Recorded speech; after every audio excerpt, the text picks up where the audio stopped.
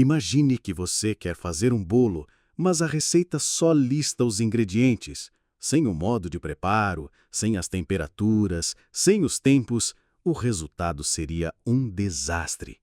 Você tem os componentes certos, mas falta a informação crucial que lhes dá sentido. Ler a Bíblia sem entender o seu contexto é exatamente a mesma coisa.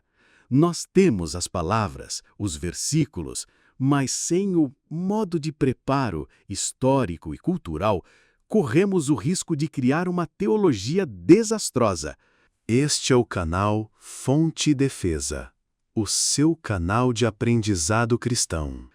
Hoje, vamos adicionar o ingrediente secreto que falta na maioria das leituras: o contexto. A ferramenta que dá cor, sabor e o significado original ao texto. Para sermos bons chefes da interpretação, precisamos de 3 tipos de tempero contextual. O primeiro é o contexto histórico. O que estava acontecendo no mundo, os impérios, as guerras, a política, na época em que o texto foi escrito. O segundo é o contexto cultural. Como as pessoas viviam, quais eram seus costumes, suas leis, suas práticas sociais. E o terceiro é o contexto linguístico. O que as palavras significavam para a audiência original, em hebraico ou grego. Vamos ver como a aplicação desses 3 temperos transformam completamente o sabor de passagens bíblicas conhecidas. Vamos para o Novo Testamento, a carta de Paulo a Filemon. É uma carta curta, quase pessoal. Paulo pede a um amigo, Filemon, que receba de volta seu escravo fugitivo, Onésimo. Lendo com nossos olhos do século XXI, parece um pedido simples. Mas no contexto histórico e cultural do Império Romano, a escravidão era a base da economia. Um escravo era uma propriedade e um fugitivo poderia ser legalmente torturado ou morto.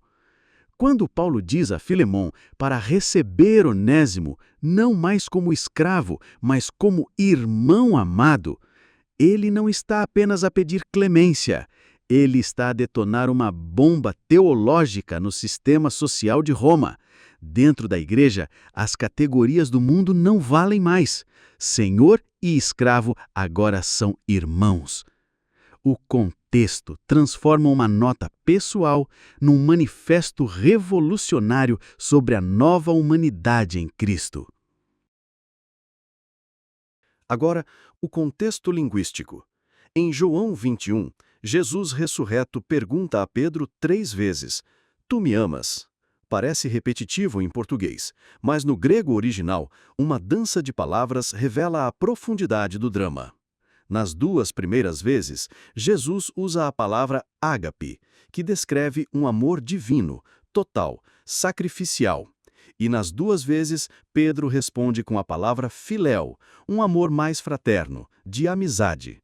Pedro, após ter negado Jesus, não ousa mais clamar o amor perfeito. Então, na 3ª vez, Jesus muda. Ele desce ao nível de Pedro e pergunta: Pedro, tu me amas com amor de amigo? É por isso que Pedro se entristece. Jesus está a encontrá-lo na sua fraqueza, aceitando o amor quebrado que Pedro tinha para oferecer. O contexto linguístico revela que esta não é uma história sobre a dúvida de Jesus, mas sobre a restauração graciosa de Pedro.